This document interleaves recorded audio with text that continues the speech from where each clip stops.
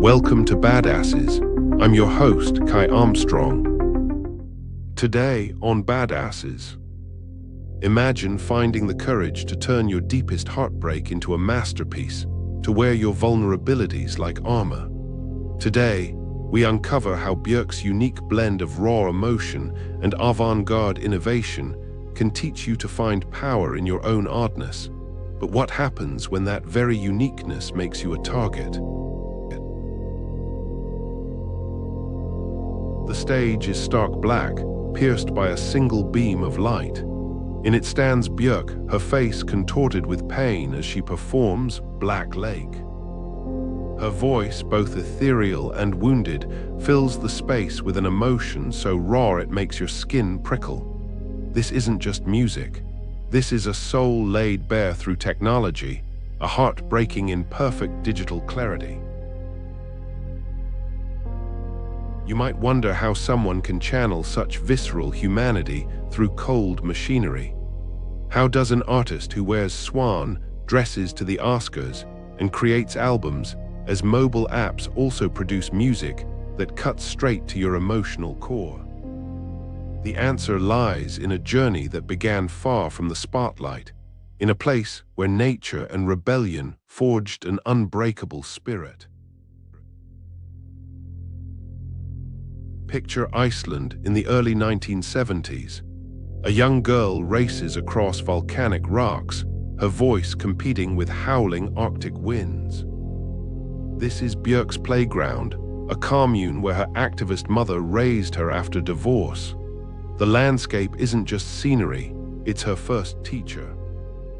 Every gust of wind, every crash of wave becomes a note in her personal symphony.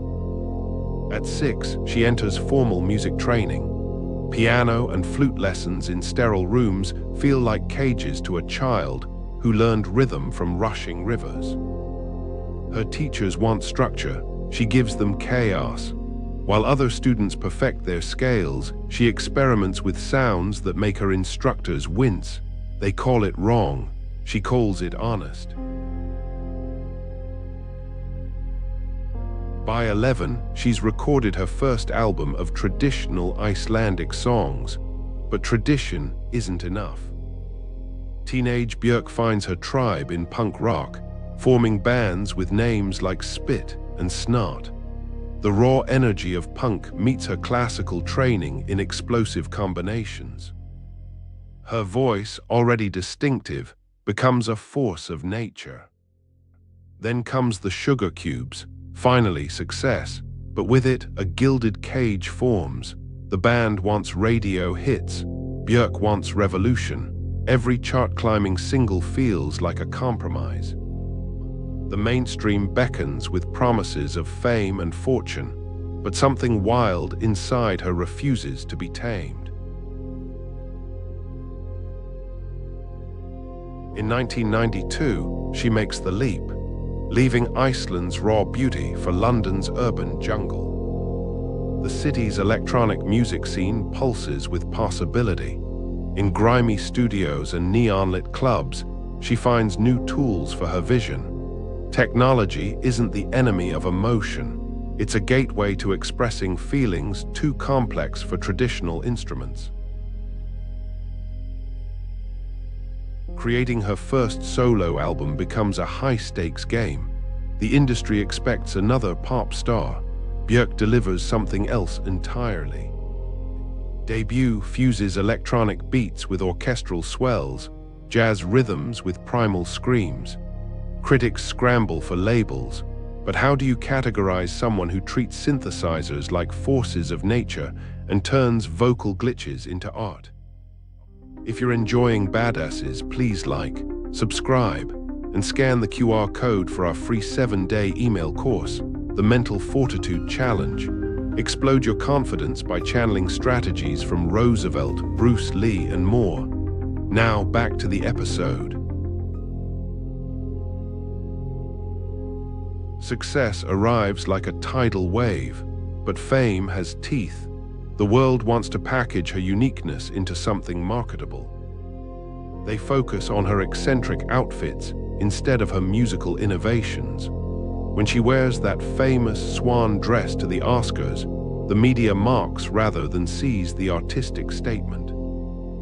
Then comes the darkness. A fan sends a letter bomb. The message is clear: being different makes you a target. But Björk doesn't retreat, she pushes further. In 2011, she releases Biophilia, the world's first app album.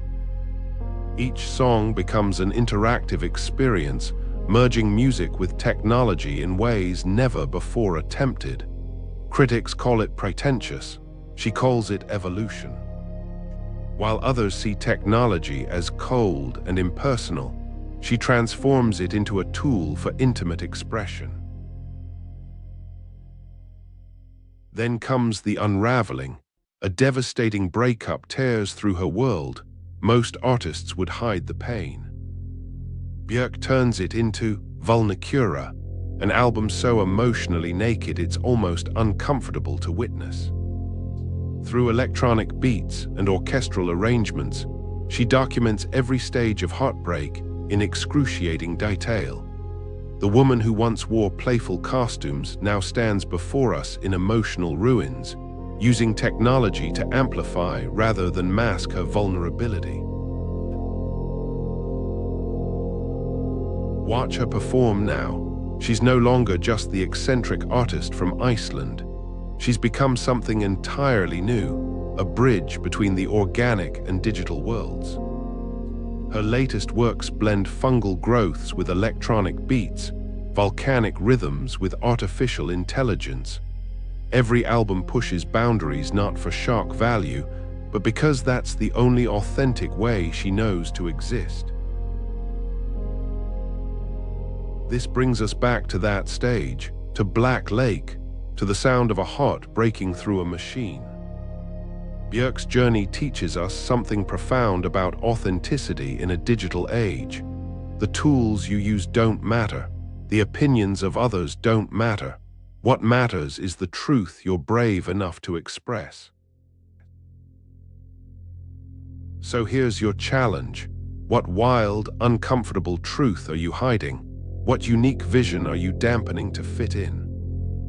Björk's legacy isn't about being weird for weird's sake. It's about having the courage to be precisely who you are, even when the world demands conformity, even when they send letter bombs, even when they mock your swan dress. The world doesn't need another carefully curated persona. It needs your raw, honest, technologically amplified truth. Your oddness isn't a flaw to fix, it's a gift to amplify. The question isn't whether you're too strange. The question is, are you being strange enough? Remember, the sound of a heart breaking is never silent, but neither is the sound of a spirit finally breaking free. What sound will you make?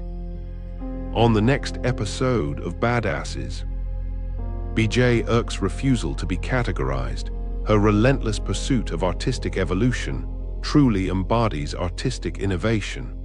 But what happens when the canvas isn't sound, but the very self? What if I told you that reinvention could be the ultimate art form? This week, we continue exploring artists who dared to redefine the boundaries of their identity and challenge societal norms. Prepare to meet a photographer who transformed herself into countless characters, questioning everything you thought you knew about authenticity. This is a story of masks, mirrors, and the courage to become a walking, talking piece of art. Trust me, you won't want to miss how this artist's self-portraits revolutionized the art world. Please like, subscribe, and scan the QR code or follow the pinned link to get our free 7-day email course, the 7-Day Mental Fortitude Challenge. What if 7 days could make you bulletproof? Steal confidence strategies from warriors, rebels, and icons who turned panic into power. Click the video that just popped up to watch the next one in this series. Or for episode summaries, behind-the-scenes info, and more, go to daily8.com/BA. Thanks for watching.